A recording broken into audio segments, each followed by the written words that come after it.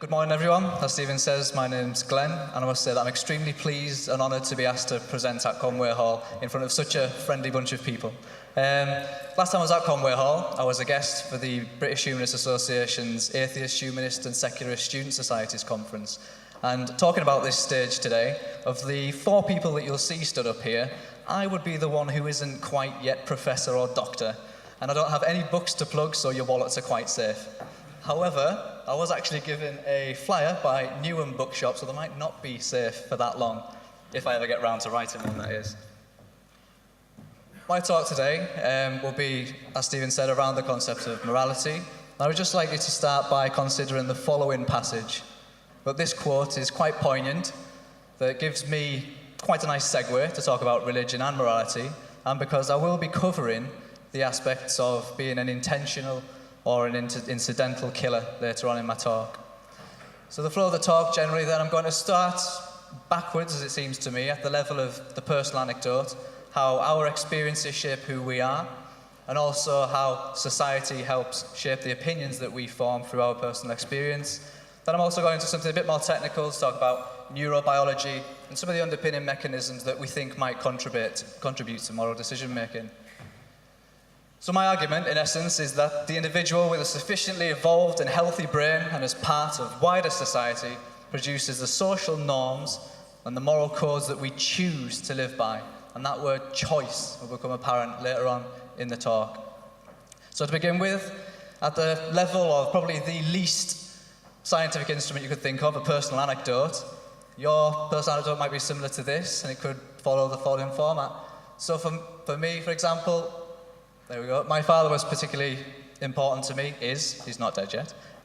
He was a Catholic, he went to a Catholic school, and he was quite a devout Catholic up until the day he asked one of the nuns at Catholic school whether Jesus might be a magician.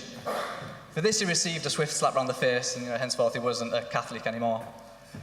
I was baptised, but that was because it was my father's family's religion, which is often the case. Frankly, I'm quite surprised my head didn't burst into flames when it touched the font. But hey-ho. My father introduced me to concepts such as science, astronomy in particular, but also to appreciate the weight of evidence and to appreciate other people's beliefs as well as my own. But without religion in my life, for example, there was a bit of a vacuum for other things. And as it stood, in my life, Queen and Star Trek became the religions in my household. And I challenge anyone in the audience to tell me that if they've been to a Queen concert or a Star Trek convention, it isn't every bit as fundamentalist as any of the religious fundamentalist groups out there. So following on from this then, I was also influenced quite heavily by literature, whether it was fantasy, fiction, factual, music as well, and art. I was actually at an art exhibition at my university later on. Art for me is something that looks like something else, a skillful painting, not a splodge or a scribble, but perhaps my nuance with regards to art is a bit out there. After this, I think my 6 years in the British Army, I spent time in Afghanistan and as a communications liaison in Pakistan in the British High Commission, also helped sculpt my opinions and my experiences of the world around me. But the social norms and the moral codes that I think that I hold have been elucidated to me through an apparent interaction with social groups as well as wider society. And also I would like to think through my own critical and compassionate reflections as an adult. So this individual anecdote, you might be thinking, well, that's not science, is it? That's you just twittering on, so to speak, about your life. However, every single one of us might have a particular story just like this, and it has helped to inform and influence you and who you've become today. In the context of our social group then, those people that surround us, whether it's family, whether it's a religious group, or indeed a Star Trek or Queen concert, Balmer and Boyer in 2013, they wrote a paper that highlighted a few similarities that a lot of religious groups have, and they could contain some of the following. Ritual. Well, lots of religious groups have prayers, baptism, we have things like circumcision and pilgrimage, but then again, the Queen fans got concerts, karaoke, they also have the living room congregation, you could call it, in front of the TV to watch Star Trek. And who doesn't know Space, the Final Frontier? Who can complete that? Go on then. No, you're not going to. These are the voyages of the Starship Enterprise, and so on. There's also fellowship. Any social group revolves around a principle of mutual interest. A lot of these social groups, being as they are offshoots of the original social interest, which was survival, and the need to live in a coalitional group in order to prosper as a species. We also have aspects of worship. Everyone knows that worship of supernatural deities is key to many monotheistic religions, at least. But again, concerts and soaps and things like that, they also give us the essence of a mutual interest. One interesting fact about such experiences of worship could be the fact that there's an inducement of a trance-like state. In psychology, there are many mechanisms that underpin this phenomenon. Think about a charismatically led congregation or a faith-healing event. These, to me, have more akin to a rock concert, a performance of some sort than any sort of miracle. You have a rhetoric which ebbs and flows. You have music which gets louder and softer. You have a charismatic person on stage, and people do come out of the other end of these experiences with an emotional experience, something that transcends themselves, which of course it does because everyone else is present in the room at the time. But also they do think that there's something above and beyond this social aspect to it. I would say the last claim is not dodgy, but it's a lot less easy to pin down. A lot of religions and other groups have their own texts. For example, you have the Bible, the Quran, and the Torah, just for the three main monotheistic religions. But then the Queen fan have lyrics, for example, which I think will transcend time and quite well to have done. We've also got the Prime Directive in Star Trek. I know that's quite a tenuous link, but that's the only one I could think of for that one.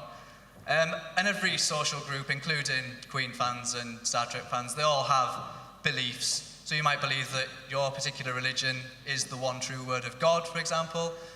You might think Freddie Mercury was the best singer of all time, or you might think that space exploration, as highlighted by Gene Roddenberry, is a noble pursuit.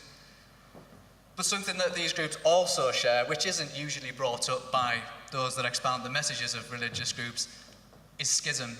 There are always differences of opinion within religious groups, but again, in every other social group as well. So you could be a Christian, you might be a Protestant, you might be a Catholic, you might believe that the resurrection actually happened, you might think it was a metaphor, you might believe in the virgin birth, but in the words of Thomas Aquinas, which is more likely, that the natural order is suspended, or that the Jewish minx should tell a lie. We are to believe that the Virgin Mary had a virgin birth, like a lizard. Godzilla did that. Lizards can do that. Remember when Godzilla laid all those eggs in Madison Square Garden? They were all born pre-fertilized, and they were then able to have children immediately. Lizards do this. Humans don't. There is absolutely no evidence for it. You could be a Muslim. There are many different factions within Islam. You've got Sunnis and Shias, this sectarian divide causing many, many conflicts around the world. I think this originated with regards to an argument as to who was supposed to succeed the Caliph Abu Bakr or Ali. You could also be a Sufi. You could be an Ahmadi. You could even say that the Baha'is trace their faith and lineage back to Islam, or they wouldn't call themselves Muslim. Or you could be a Jew. You could be Orthodox Jewish, or you could be a comedian that just picks fault at your own religion but can still appreciate all of the good bits of it. Queen fans aren't a monolithic bunch either. You might think, as I said before, that Freddie Mercury is the best singer of all time, but then you might think that Paul Taylor is actually just as good. You might think that Paul Rogers, can't ever remember this guy's name, is the voice of Freddie Mercury, born again, to grace our ears with his singing voice. But you might also think that Freddie Mercury, there is no God but Freddie Mercury, and Paul Rogers is his messenger. That happens to be my opinion. But again, there's no cohesion between Star Trek fans either. You could prefer the rogue in Captain Kirk. You could prefer the older, wiser, much bolder image of Captain Picard. You might think there are entirely too men on television, and so Captain Janeway addresses this gender bias for you. You might think that there are entirely too many white folks on TV nowadays, and so Commander Sisko is definitely for you. Oh, that's technically Deep Space Nine and not Star Trek, but I think you can see where I'm going. Now, you can probably appreciate these are quite superficial comparisons, but what they do show is that actually humans will form groups around absolutely anything. We all have mutual interests, and these seem to be enough for us to gravitate together as a coalitional species. And as I've said before, these are merely offshoots of the original pursuit, which was survival and to prosper as a species. Something else that Baumerd and Boyer observed was that actually, in many of the monotheistic religions, they all have a version, despite their own internal schisms, of the Golden Rule. This seems to be one of the underpinning points of morality within these monotheistic religions. A lot of people think that actually this is the main point of religion. And whilst we take in this, there seems to be a piece of scripture for every religion, whether it's Jainism, whether it's Islam, whether it's Christianity, that justifies the golden rule in some way. Just while you read a few of those quotes, think to yourself, is this really a justifiable position? Do unto others as you would have them do unto you. Repeat it a few times in your head. Just think about that for a second. What's the moral precedent there? Well, you're making your own experience the moral standard by which you judge others, aren't you? Is it really that good? When we think about it in these terms, is it really very good to say maybe you might think that executing apostates is a virtuous and justifiable act? And just because you like a bit of roughness in the bedroom doesn't mean I do. This individualist view of, judging other people and your acts with regards to them as well, based on just your experience, seems to be a bit limiting in my eyes. But if we don't have the golden rule as a start-off principle, what else do we have? We have to start by asking ourselves exactly what is morality. Well, Oxford's Dictionary defines morality as a noun, it's a distinction between right and wrong. So what does this tell us?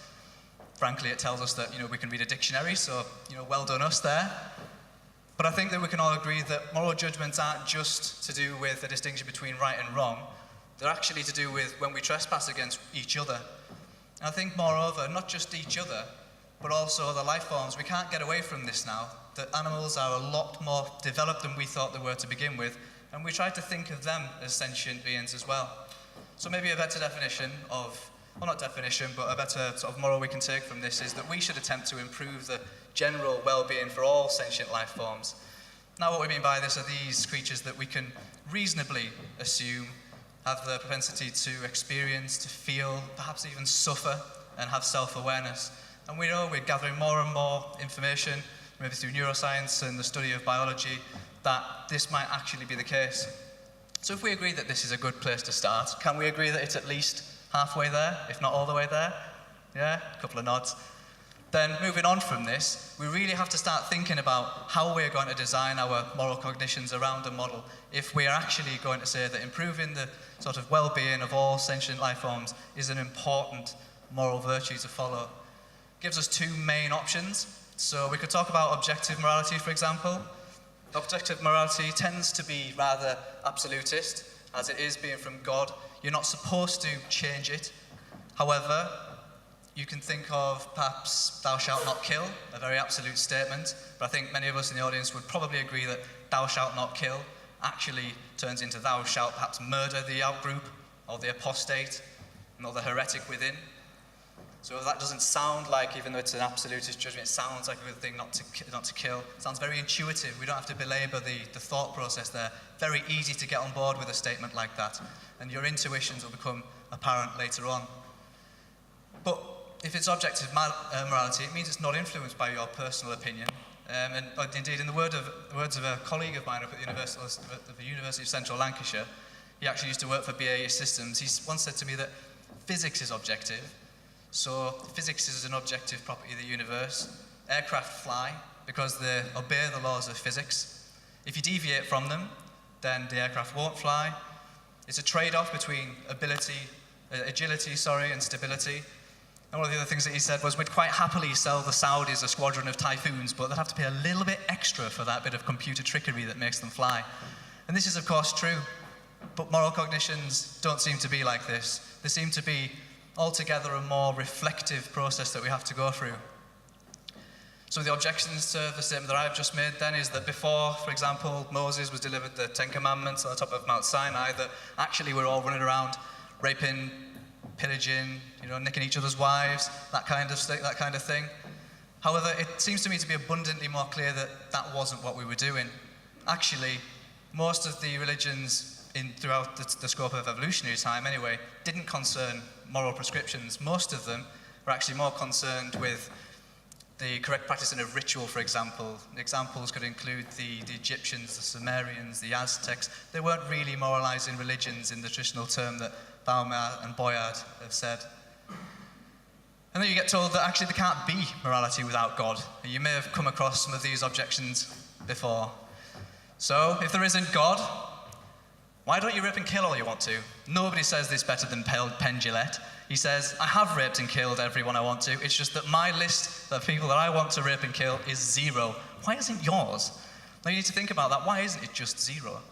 It seems to be 0, doesn't it? We have an inbuilt notion that murder, that infanticide rightly repulse us, although they didn't always, and Scripture has been used in the past to justify such practices. You might come across a second, well, you can't disprove God or hell, so why take the chance? My stock response to this would be, I can't disprove God and hell, but I can't disprove Dumbledore or Hogwarts either, and which one do you think I'm more bothered about going to? Always wanted to be a wizard. But the take-home message from that is basically that you are making your moral choices based on the promise of either a reward or a punishment in the afterlife, which to me seems to be a pernicious doctrine, as does the notion that through charitable giving or self-flagellation that you can somehow diminish your amount of responsibility or the punishment that you might actually undergo in the hereafter. And finally, the last statement would be, well, what objective standard do you base your morality on? It seems to be a very hard challenge that people give you. I think my answer to that would actually just be that, well, I don't. I think the humanists in the room wouldn't either. What we do is we sit and we weigh the balance of the evidence and we discuss any of the problems that we come across in the context of the situation that we find them, and we temper our rational, we'd like to think, rational positions with empathy and compassion to reach a decision. And we choose overall. But then so did you. So did the believer. The believer also chose to endorse their text.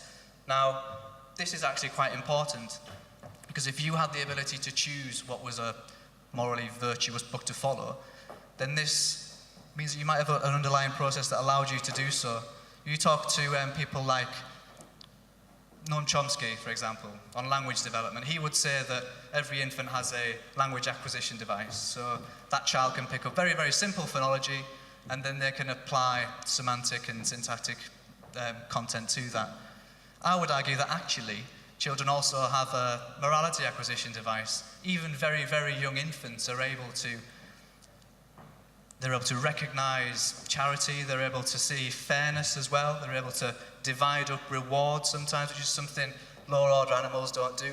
Apes have been seen to sort of do this when they share food, but you could actually say that that's just instinct rather than actually reflecting upon the more moral nuances of fairness in the situation. But if we don't hold true to the objective standards of morality, we need to think, well, what else is there? So we could actually subscribe to a more subjective one. Subjectivity then. Think about throughout history, there have been many, many different thoughts that different thinkers have had. The first philosophy book I ever read, I think, was the Hamlin History of Philosophy. It was published in about 1997, and that takes you through pre-Socratics to religion and the Renaissance. It talks about the contributions of Marx and Hume and Kant and Mill and people like that, all those various luminaries. And you see exactly what I'm talking about. People struggling throughout human history to actually pen what constitutes right and wrong, rather than just follow a dogmatic principle written down in the 1st or 7th century. And we do struggle with this. We really do, and we still don't get it right. I think the Convention of Human Rights was a good go at it. I think that religious groups were probably the first coherent way of codifying moral behaviours. But I think that actually a subjective approach is probably the one that I would go for, and I think makes sense with regards to human psychology and neuropsychology. If we think about, for example, a classic model of dual processing with regards to human intuition and deliberation, we have one system. System 1 deals with quick, automatic, implicit, and intuitive thought processes. So this is maybe more applicable to religious texts. So, for example, remember I said it was very intuitive to get on board with "thou shalt not kill." You don't really have to think about it at all, do we? But then people who endorse a more slow, deliberate, and reflective sort of thought process, then obviously you've got both of these, but I think the human mind has room for both. I would say that humanists probably inhabit this section here, but actually all of us do as well. Every single one of us does, because we temper what we think are rational cognitions with our emotive and intuitive underlying process as well. And this is how we end up at a decision by deliberating, as I said, with each other. And we just use these different thought processes to, as I've mentioned already, arrive at the correct decision that we think with regards to whatever context we find ourselves in. So if we endorse a more humanistic thought process, or something along the lines of maybe a consequentialist thought process, what kind of questions does this open up to us? Well, if we just had thou shalt not kill, for example, we wouldn't be able to talk about things like assisted dying. Now, no one says this better than Terry Pratchett when he said that those people thus far have taken that trip to Dignitas to die in Switzerland, seem to be very clear and firm of purpose and have a clear prima facie case for wanting to end their own lives from their own free will. Add to this that actually at the time a British social attitudes survey found that 92% of non-religious and 71% of religious people actually endorse assisted dying in specific circumstances, and that last year in the UK at least 48% of people identified as non-religious. This really does become a debate and not just a principle of thou shalt not kill. Other questions that we might be able to answer if we apply this more consequentialist model of thinking: military intervention in different countries, Iraq, Afghanistan, Syria. Is it right to just leave a dictator to continue abusing his population with impunity, or should we have got involved? Nobody likes to frame a question as should we get involved in a war. You never get a positive response when you say that, but again, it's a discussion that we can have using this model of thinking. And we also have aspects of population control that we can talk about as well. Is it right to just keep bringing new life into this world, in a world with finite resources, hardly any cultivatable land to grow crops on or real livestock? You try telling parents that they can't have the 10th children, and you're not going to get a very good response. But again, this is a question that we can ask ourselves if we actually use the rational, the reflective, tempered by the empathetic and the compassionate. These are just very life and death problems. All of them are about mortality. But then there are other questions, such as the recent success with regards to equal marriage. And so that was a principle of moral virtue that we thought very strongly about, strongly enough to put it through the House of Commons, the Lords and the Royal Assent and actually get it accepted. The reason that these are all quite life and death questions will become apparent with regards to the research later on. But if we are an individual, and if we are influenced by our social experiences, and we endorse a model of both intuitive and empathic reasoning, as well as the more deliberative and rational one, what is it that allows us to do this? Well, human neurology tells us quite a lot about this nowadays. We know, for example, that like physics, the brain seems to us to be an objective thing, being as it is just proteins programmed for by genes in DNA, which themselves are constrained to be molecules on the periodic table. We know that it objectively exists. I know that's quite a strong statement. People often say to me, well, we don't experience our own brain, so how can it possibly exist? Well, we've got a wealth of evidence that backs up this assertion. We can prod and probe and look at other people's brains. Actually, you could look at your own if you went under local anaesthetic for brain surgery. Sometimes tumours are removed in surgery by the surgeon keeping the patient awake. If it's a tumour near a language centre, we call it Broca's area, the patient will have to be awake so that they can respond to the surgeon's request, just to make sure he's not needlessly damaging other neural tissues. So we could see our own brain, in effect. And we know that without the brain, that we can't access the world around us, or what it means for us to be human, really. We can't access the thoughts and feelings that we associate with our experiences. I know these are quite strong statements saying that we know, but actually we know beyond reasonable doubt that this is the case, that this organ gives rise to, hopefully, what it is for us to be human. What we also know about the brain in terms of neurology, and not just the human brain, as I said at the start, we know that other animals with large brains, for example, they also have some of the same attributes, nowhere near our level of cognition, but they do have, we can't get away from this now. Some are able to empathise, we think, or they at least exhibit behaviours that are concurrent with empathy. Elephants, for example, have been known to mourn the long dead bodies of the calves, even historically so, passing a site where that body is no longer. Younger elephants in a group, if the bulls are removed from that group, will develop behavioural defects because they haven't had the mentoring that other elephants with the bulls in the herd have had. Dolphins, for example, put them in front of a mirror, they seem to know it's them, they seem to have a sense of self. They also seem to engage in behaviours that to our eyes, just like recreational play, as well as cooperative hunting, signs we think of intelligence. And also, last but not least, the great apes. I had occasion last week to speak to Dr. George McGavin. He's an Oxford research associate and a BBC presenter. And he's actually met an ape that could light a fire, cook marshmallows, and there are ones out there that can do sign language, respond to verbal human speech without any facial cues at all, which is quite impressive as well.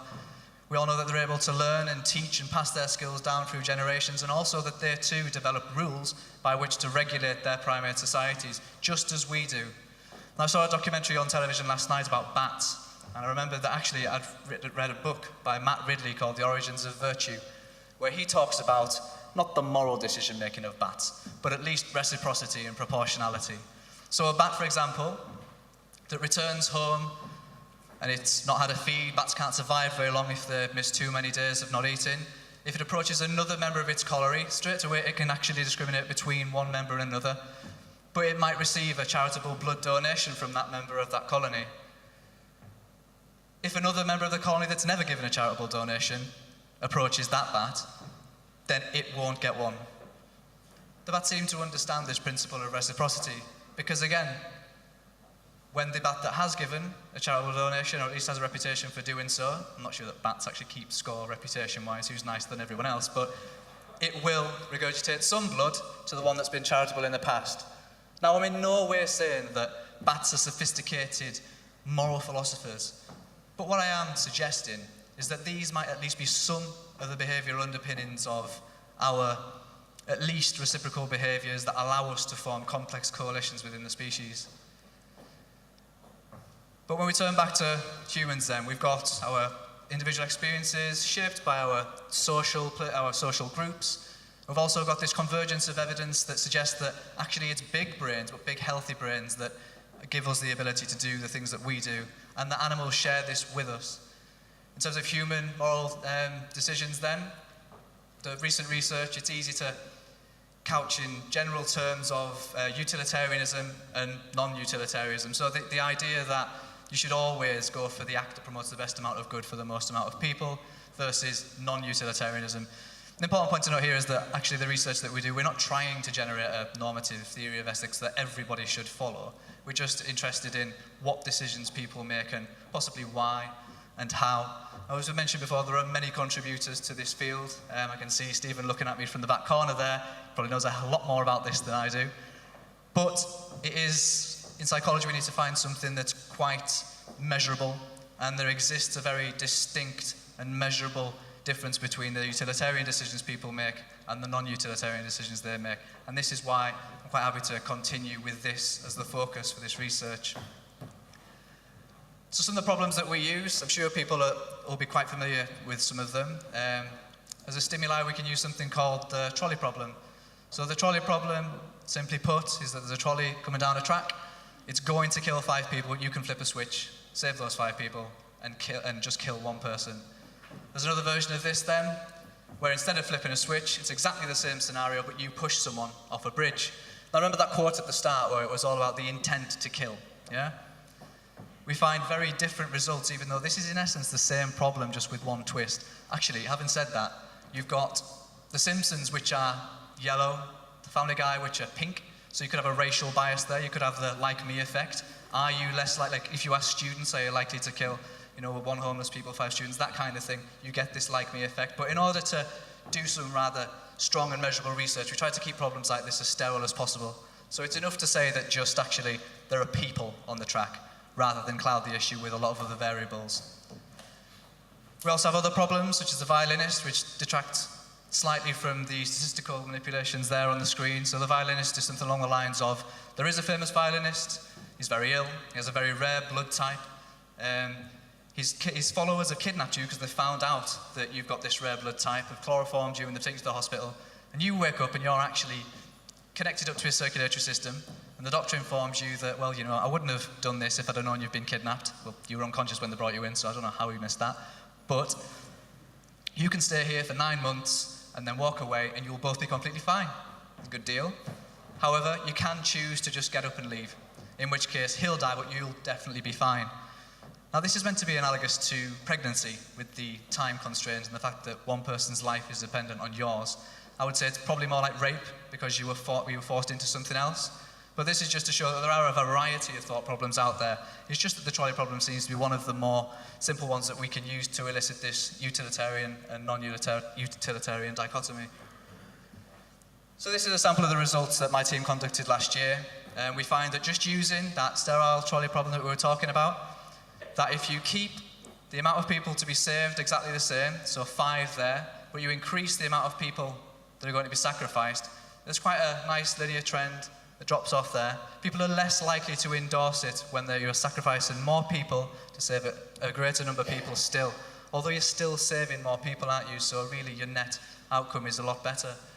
This is only a small sample of our results, but we also found that if it's just the difference between one person or it's double, people are around the 40 to 60% mark. It's a lot less easy to endorse a sacrificing of a person just by flipping a switch if the numbers are quite close together or only halfway there. One of the things that we also find with this research then that isn't depicted is that if we ask the question, would you push, that 5 versus 1 is flipped on its head. Virtually nobody will do. I think it's about 20% usually. And you might think that this is just one study, but these results are replete throughout the literature. So again, it's a very measurable outcome that we're looking for.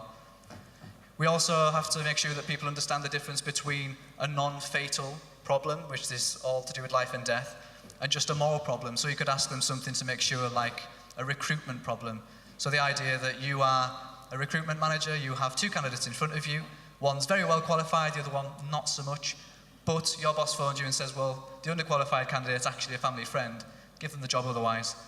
You still get this effect with the push scenario in the trolley problem. People are very, very unlikely to do this. So it shows you that a person's moral compass is open to other things other than life and death decisions. And this is how we distinguish between people who can actually understand the moral sort of salience of a situation and those non-moral problems.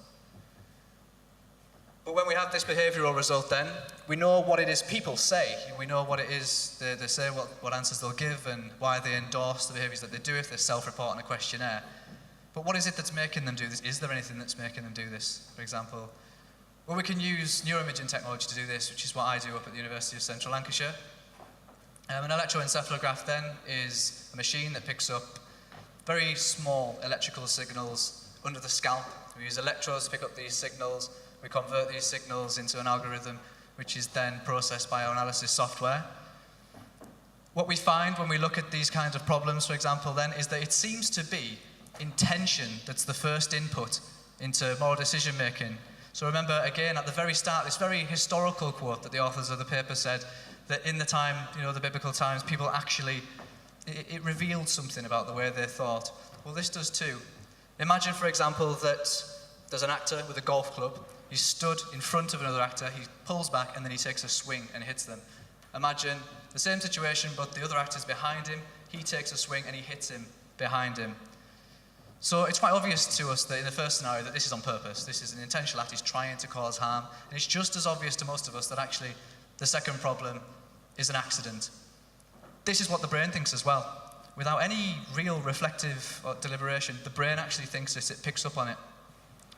What we have here in the image is basically 2 distinctly different waves within the brain that denote a different activity that's going on when you view accidental harm as opposed to intentional harm. The waveform for accidental harm persists for a lot longer. What I mean by a lot longer is it's only 400 milliseconds, but EEG gives us very, very good temporal measurement so that the when and the speed of something rather than where in the brain it happens. And this effect, again, you might think it's just one individual study. This is replicated throughout many, many other neuroimaging studies, this very effect, including fMRI. Now, I'm in no way an fMRI expert. However, Green et al. Are. They use problems such as the trolley problems amongst many, many others, and they've shown through a wealth of research that actually there are very, very, very many areas in the brain that seem to be involved in the modulation of emotion, the incorporation of emotion into decision-making and cognitive conflict. These different coloured images on the brain then, these represent particular areas that we think are involved in moral decision-making. And whilst we're actually, that's a good point that I should make, is in neuroscience we've got a problem. It's called the inverse problem. And this basically means that actually just because you can see activation occurring in somewhere in the brain, it doesn't mean that it comes from there, just that it's involved. And being able to say that activation seems to occur in an area tells you nothing about the distribution of it either, which is also quite helpful in seeing how different areas of the brain communicate from one to another. But we know from this, especially with areas like the ventromedial prefrontal cortex, about here, not particularly a technical gesture, but that's where it is, that if we damage it, our abilities at moral decision making amongst a host of other canonical behaviours that make us human are also impaired. We, for example, see the case of Phineas Gage. Who has done psychology? Quite a lot of people, okay? But for the benefit of those who haven't, Phineas Gage was a railroad worker. He took a tamping iron, which is this rod, to the prefrontal cortex, and it changed his decision-making abilities. It also lowered his inhibitions amongst a host of other behavioural problems. There's also been a more recent case of this, a man called Eduardo Liette in Brazil. He took a construction rod through his head from top to bottom. So this case, it was through, the grimacing on your face there. Gruesome, isn't it? But everyone seems to love these kind of stories. I'd be very, very interested to see the prognosis of Eduardo's condition, although to date I'm not quite sure what that is. I'll be able to tell you, I'll have a look in the break. But we know that traumatic brain injury can change the behaviour of a person as well as their decision-making abilities. We know again, it's the ventromedial prefrontal cortex where it seems to be. Damage to it increases utilitarian decision-making, especially in that 1v5 discrimination. So that problem that most of us find extremely easy to solve, whether it's an incidental one or the instrumental version, the flipping or the pushing, people with traumatic brain injury to this area tend to have a lot more problem doing so. The authors in this study interpreted this as being due to a lack of empathic concern and compassion, feelings of guilt. So when we're talking about using System 1 to mediate System 2, this is exactly what we're talking about. He didn't have System 1 in place in order to tell, well, these people didn't have System 1 in place to tell them that actually there was some emotional importance to that situation that made the 1v5 push scenario taboo. But we also know that when we damage areas like the prefrontal cortex, it elicits various behaviours that are related to conditions like psychopathy. So clinical psychopaths share similarities with brain damage, traumatic brain damaged individuals. And psychopathy, for example, is defined as people, even healthy people, who rate quite highly on scales of psychoticism, extroversion, neuroticism, Machiavellianism, things like this, a lie scale. And we find that even in healthy populations, high psychoticism leads to a decreased amount of empathic concern and an increase in utilitarian decision-making problems. Now you might think, well, hang on, Glenn, you said that utilitarianism was the sort of morally virtuous act that we should all follow. I mean, are psychopaths more moral than the rest of us? I don't think that's actually the case. Again, it seems to be more the case that the regions that are associated with intuitive emotional responses are dampened somewhat, and that they just see it as a particularly statistical calculation and nothing more. It doesn't mean that they're any more or less morally sort of able than everyone else. It just means they don't have the same kind of intuitions as everybody else. We also see that again in high trait psychopathy, patients, again, well not patients, healthy people, that we have a decreased recognition of the emotional salience of the situation. So these images just depict what are called the early anterior positivity in the brain. You can see there that actually in low trait psychopathy individuals, there's a lot more activation. In high trait psychopathy individuals, there's a lot less. This means that the participants that are low trait notice the emotional salience of whatever stimuli that's being presented to them. Those with high don't. You can also see that we call this the late positive potential. This is an EEG reading, and it means what happens just after the stimulus presentation. And you can see that low trait psychopathy has a lot more activation than high trait psychopathy. This is extremely important because it again signifies that there's something going on in the brain of, although it's a healthy person, someone who exhibits high trait psychopathy that's a lot different from the rest of us who we would like to think are quite morally in tune with those around us. So we've got this individual experience in the time that I've got left. It's shaped by our social behaviours. We also have a convergence of evidence in biology that says that it seems to be people with big brains and animals with big brains that exhibit the same sorts of behaviours that we could actually link with moral behaviour. Not so much in animals, but they are quite sophisticated, some of them, just not on the level that we are. And we know that actually if you damage the brain, that these behaviours can be completely adjusted, if not forever, then in the short term as well. And we see that even in healthy individuals, they share traits of psychopathy with brain damaged patients. Again, this shows that not just damage, but a difference in personality may account for some of the variations in the way people make moral decisions. Some of the research that I'll be conducting over the next 2 years. First is behavioural experiments. Remember I said before, each EEG study needs a good behavioural experiment to follow. Otherwise, it's impossible really to do the experiment without something to look for to begin with. And we'll be looking at an online and lab-based study, so I'll be asking questions of people online and getting them into the lab to do the study. We're looking at high and low psychopathy in healthy individuals. Clinical populations are quite hard to get access to. And I'm using written problems to stay true to a lot of the research that's already out there. We'll be using moral lethal, so the trolley problem, moral non-lethal, so some things like the recruitment problem. And we'll be using other problems that don't have any moral element at all, just to see if people get the distinction between the moral, the non-moral, and the moral lethal. Following on from this then, we'll do an EEG study. I actually helped to develop the EEG lab up at UCLan. It's not in full swing yet. We've taken quite a lot of data with it, but it's quite a laborious process to go through it all to make sure if it's actually airtight and we can use it in a study. But again, we're looking at high and low levels of trait psychopathy in healthy individuals. But this time, we're not just asking them questions. We're looking at what we call event-related potentials, which are just it's the time at which, in the brain, activation occurs relative to when the stimuli is presented. We're also looking at the response times of individuals because there are various markers out there that would suggest that response times differ as well.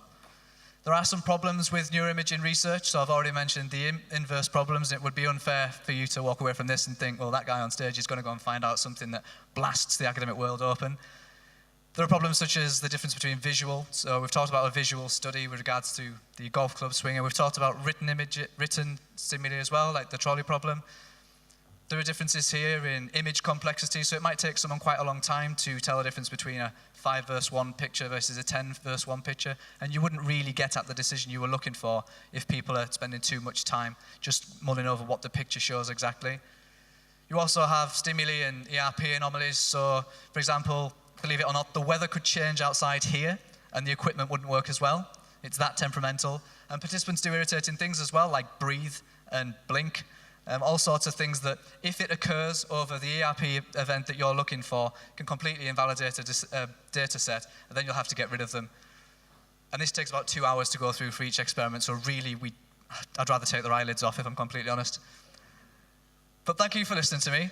I hope I've done enough to at least suggest that it's us, the individual, with a sufficiently evolved and healthy brain that we share with other organisms on the planet. And as part of wider society, whether that's a religious group or a non-religious social group, whether it's a rock concert or a Star Trek convention, actually produces whatever social norms and rules within those groups and the moral codes that we choose to live by. Thank you for listening, and I'm open to any easy questions.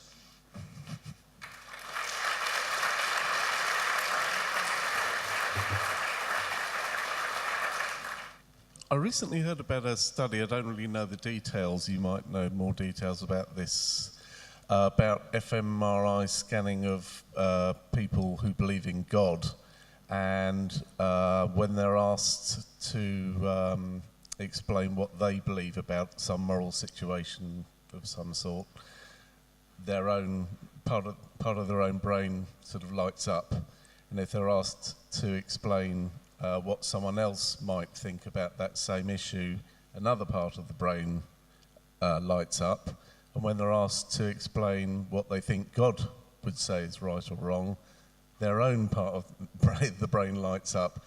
Have you heard of that? Do you know any details about that? I tried to caveat this by saying I wasn't an fMRI expert. However, I think I do know what you're referring to. That work by Sam Harris, he looked at whether people make particularly accurate judgments between what they believe is true and what is outrightly not true in, I think it was syllogistic reasoning problems. I'm not sure if someone knows any better than me that might be able to correct me. But he found something similar to what you did. And it's true that people actually will make these intuitive judgments that make sense to themselves, as you're saying, that they can see the logic that someone else might apply to it, but that also when they're asked that question as well, it's the exact same part of the brain that's used. Now, I don't think that this detracts from much of what I was actually saying, because we all use these different processes. It's just that actually, if you maybe are inculcated to believe in something particularly out there when you're a child, this becomes habitual. So it's very easy for this to activate a particular area of the brain where this is enshrined within, although we don't know if particular knowledge is actually in one part of the brain or another. I think what Sam's work seeks to do is use neuropsychology or neuroscience, which is what he actually does, to talk about this problem and try and address it. I don't think there's particularly anything in neuroscience that can say that actually you're less logical or less coherent than someone just because you believe these kind of things. I don't think really that neuroscience can touch upon that kind of suggestion. But I do think that it's quite interesting to talk about. Does that answer your question? I'll try to be a bit more coherent in future. With regards to that last question, I suspect what he was talking about was EPLI 2009, where people were asked to suggest what they thought George Bush, the average American, Bill Gates themselves or God thought about things like gay rights and marijuana legislation and so forth. And the extrapersonal brain came into play for everything except self and God. The one slight exception, bizarrely, was Bill Gates, which started to become intrapersonal. But I think that was probably the one because Harris was more truth versus lie and how you process religious truth versus secular truth and so forth. So I was just interested with regards to the moral problem for trolleys and so on and so forth. When you get into large numbers, how do you make allowances for things like chunking and satisficing and those decision-making non-moral elements when it comes to large numbers and numerosity and so on and so forth? How do you allow for that, account for that, and so on? Because then it's the non-moral and the moral sort of clash, and it becomes an issue of how well you process the information. And you mentioned Chomsky, so we're dealing with things like Chomsky's levels of processing and so on as well. So it very quickly becomes quite knotty. What a question. I don't think I can answer that in a concise statement. We do try to control for these different variables, though. We try to counterbalance things. We try to randomly order them, so we don't get things like practice effects when we talk about the stimuli presentation. When we come to large numbers, as you're saying, well, the problem that I showed up on screen, that was just a 1 verse 5. If you show somebody, we think about intervention in Syria, I think of a practical example. If we were talking about sacrificing 10,000 military personnel to save 50,000, blameless civilians, you might indeed get a different answer there. And it could be down to this large number effect where people just see more risk. And of course, they're right to see more risk and assume more risk because there are more people at risk, but they might give a different answer. Right now, we are just sticking to the smaller numbers. Our study is about this instrumental incidental effect, and that's pretty much what I have on that. Thinking about society today, how would you rate individualism as compared with group loyalty? They're both obviously important factors, but are we being more individualist and therefore perhaps more moral? Or are we losing our group loyalties and therefore falling into various other problems? I think that in the UK, particularly, we've got a freedom to talk about these things that we've been talking about already. So through being an individual in a society, you can talk to other people and you will be able to sort of deliberate with them and map your judgments onto what they are, and they will weigh up sort of what the best course of action is, rather than just saying, well, this is good for me, so this is what I'll advocate. For example, with regards to the issue with equal marriage, which I don't think is an issue at all, if you had an individualist view that actually gay marriage is wrong based on whatever precedent, then you're trying to say that the rest of society that this should be the precedent. But then when you deliberate with other people, you actually come to realise that this isn't a sustainable position because much of the rest of society disagree with you, and so does quite a lot of the research. I keep hearing people say things like it's the miracle or the mystery of homosexuality to sort of justify their own bigotry.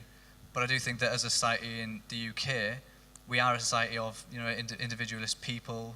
A lot of us believe in capitalism, but at the same time, we're open to discussion about a lot of other issues, and we actually come to a more sort of, not groupthink, but a more group-centric look at society and what we should see as our own social norms. Thank you for a very interesting talk. I'm quite intrigued when you get perhaps somebody who has perhaps psychopathic tendencies, perhaps in jail. I tend to get a lot of religious people going in to try and spread the word. Some people come out of that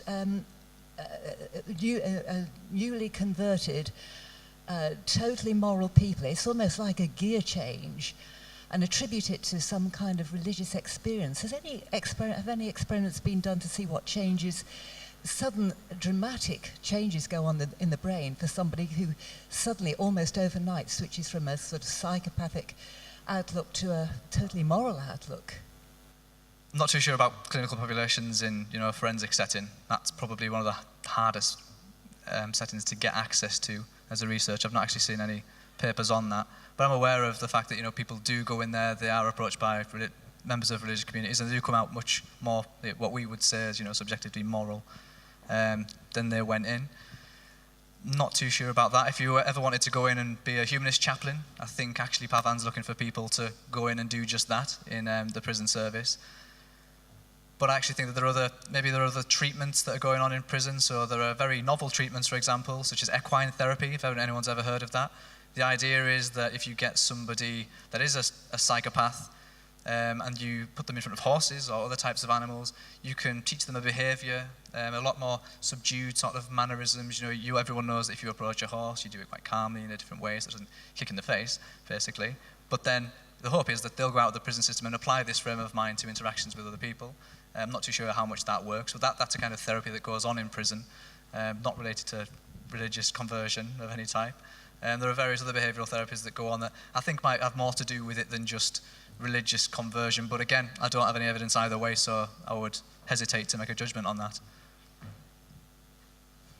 Hi there.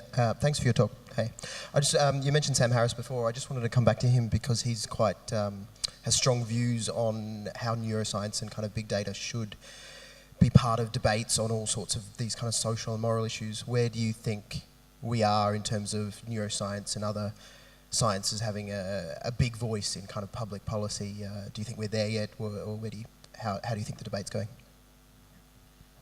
To be completely honest, I don't think that neuroscience has got that much to say about how we should run societies. I know, for example, I think Sam, he doesn't advocate, but he explains along the lines of, I think it was actually, he was challenged by someone at a conference.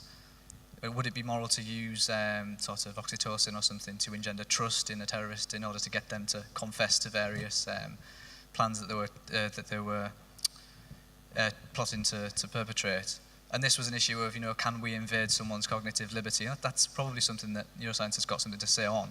But with regards to the organisation of, wider society, I do think that there's no amount of sort of neuroscientific evidence that would say that just because X electrical impulse happens in the brain before you make a decision that this is the way we should go. I do think that it's a lot more sort of not a collectivist view, but what I've been trying to push is to actually deliberate between ourselves rather than just listen to the hard and fast science. It's like, you could say the same about free will, for example. You could say that there are various electrical impulses that presuppose all of our decisions, therefore there's no free will. But so long as we as a society act like that we have it, we act like that we're actually, conscientious agents, that we are quite predictable, which is why we make laws, for example. We try to constrain our free will in a way by making laws for which there are punishments if we transgress against them. So as long as we think of ourselves as an agent with agency in society, as long as we can at least predict what people are about to do, and that there are repercussions for going against the norm, I don't think really neuroscience has got a lot to say about that, because we act as if we have the control over our social and political policies. And for me, I think the long and short of it is that I will think like I think I have moral judgment, rather than listen to neuroscience to tell me that X or Y is a right or wrong decision. I think we have to stop there. We're out of time, but thank you very much, Glenn. Very much indeed.